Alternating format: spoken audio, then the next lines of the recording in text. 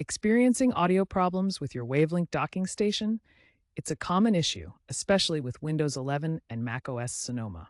The problem usually stems from driver issues, OS incompatibilities, or occasionally hardware faults. First, ensure your USB-C connection is secure and supports at least 100 watts. Then, update your audio drivers. You can find the latest drivers on Wavelink's official website or by using Device Manager in Windows. If updating doesn't work, try testing the docking station with a different computer to rule out laptop-specific problems. As a last resort, uninstall and reinstall the docking station software or reset your system's audio settings. If basic troubleshooting fails, consider these advanced steps.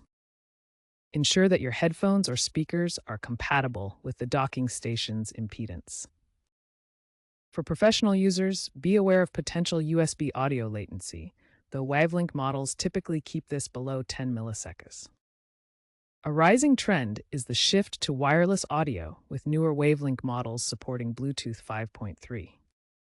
Looking ahead, expect AI-driven troubleshooting tools and modular designs in future docking stations. Also, be aware that if none of these steps work, it could be a hardware issue with the 3.5mm jack, in which case you should contact Wavlink support for a warranty replacement.